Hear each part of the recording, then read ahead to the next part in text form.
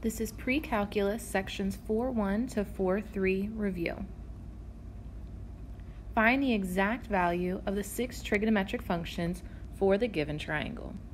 So the first thing we need to do is we need to label our triangle. Remember, if this is our angle, then the side across from the angle is the opposite side. The side between the angle and the 90 is the adjacent side. And the side across from the 90 is the hypotenuse. We know that the sine of theta is equal to the opposite side over the hypotenuse. We know that the cosine of theta is the adjacent over the hypotenuse. And we know that the tangent of theta is equal to opposite over adjacent. So if we look at our triangle, our opposite side is 8, our hypotenuse is 17. For cosine, our adjacent is 15, and our hypotenuse is 17. For tangent, the opposite side is 8, and the adjacent side is 15. Now to find the other 3 trig functions, secant, cosecant, secant, and cotangent, we just need to find the reciprocals of the first 3 functions. Cosecant is the reciprocal of sine, so this is just 17 over 8. Secant is the reciprocal of cosine, so 17 over 15. And cotangent is the reciprocal of tangent, or 15 over 8. Now they may tell you one trig function and you have to find the other 5.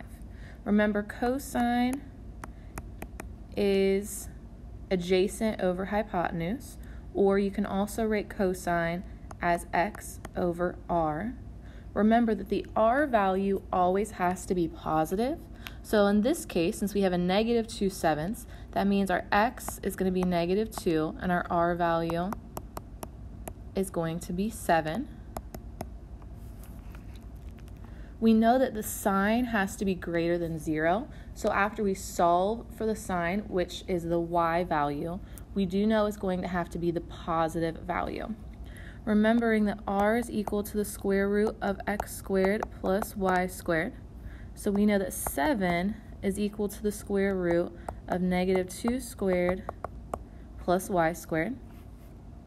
If we square both sides to get rid of that square root, we're going to have 49 is equal to 4 squared plus y squared.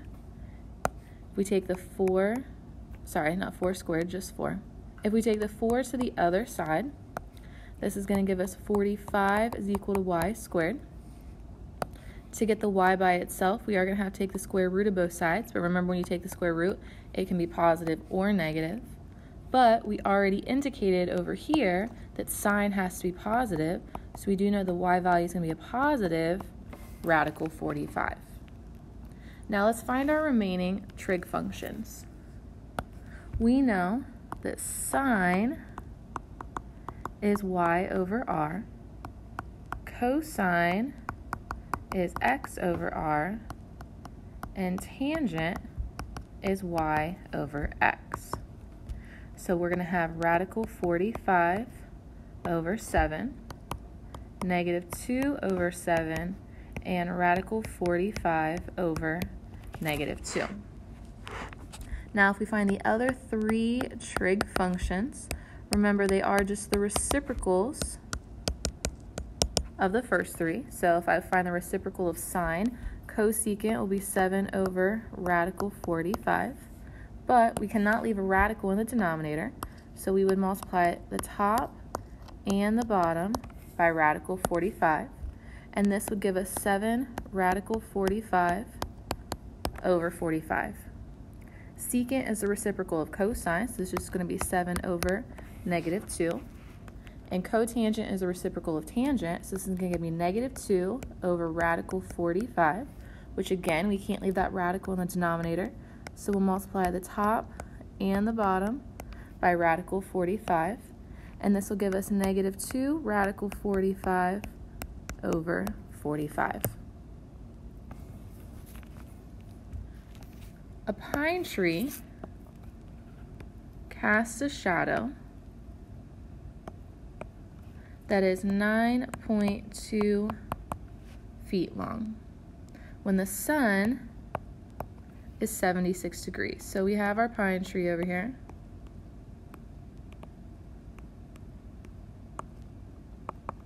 It's going to cast a shadow when the sun is 76 degrees above the horizon that is 9.2 feet long. We need to figure out how high the tree is. So if this is our angle, the side across from the angle is called the opposite side. The side between the angle and the 90 is the adjacent. Once you figure out which two sides you have, you need to figure out which trig function to use. And the trig function uses opposite and adjacent is tangent.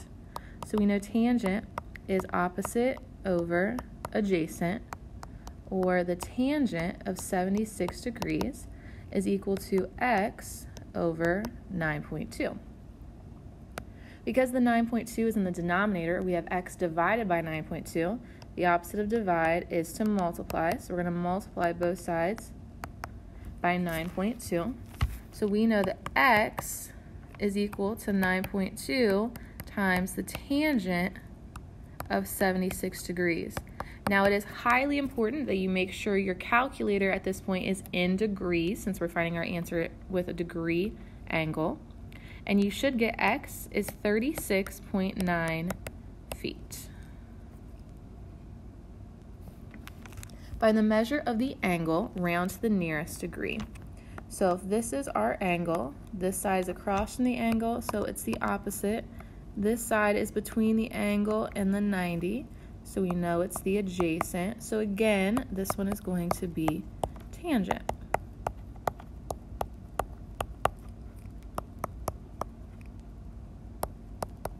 So in this case, we have 26 over 11.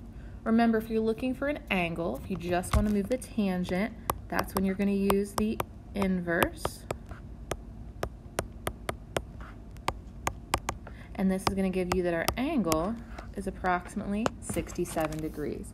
Again, you need to make sure your calculator is in degrees and not radians when you find this answer. We need to write the radian measure in degrees. To convert from radians to degrees, you are going to multiply by 180 over pi. Now, since we have a pi on top and a pi on bottom, those can cancel. 3 goes into itself once. 3 goes into 180 60 times. So this is 5 times 60 over 1, or 300 over 1, or we can just write that as 300 degrees. Name one positive and one negative coterminal for the given angle.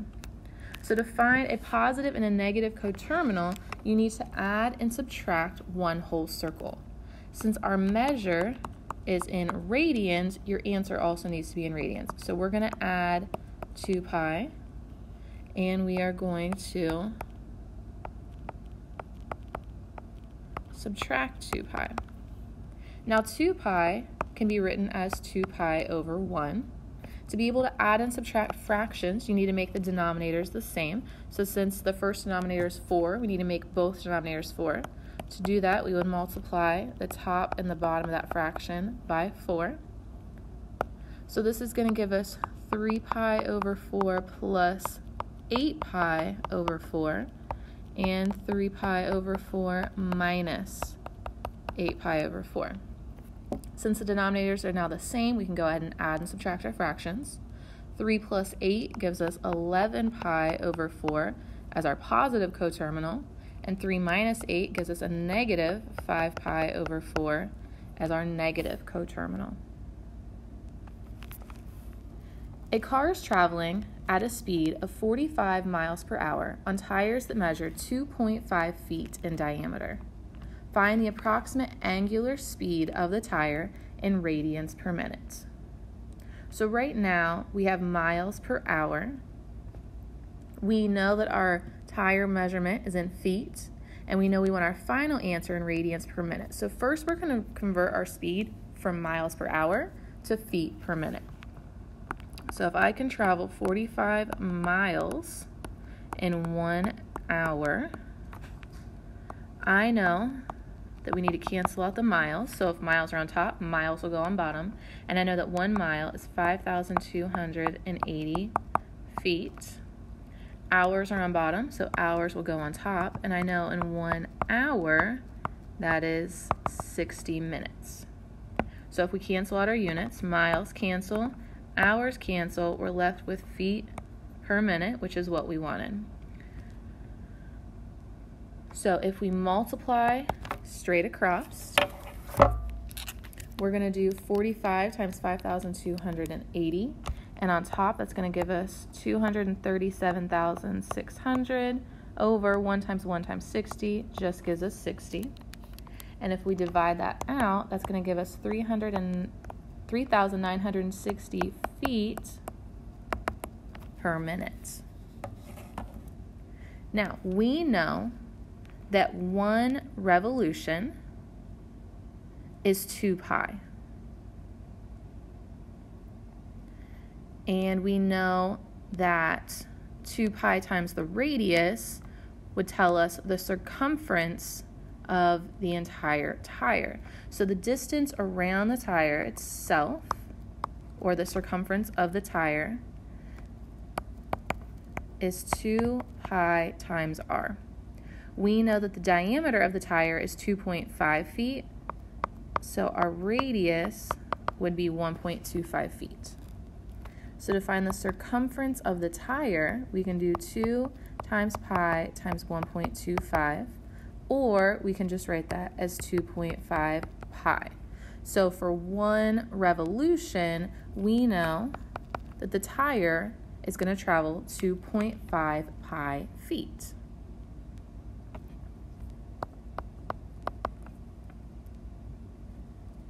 So if we cancel this out, we need to see how many revolutions this tire is doing in 1 minute. We know we need to travel 3,960 feet every minute. And I know I can travel 2.5 pi feet every revolution.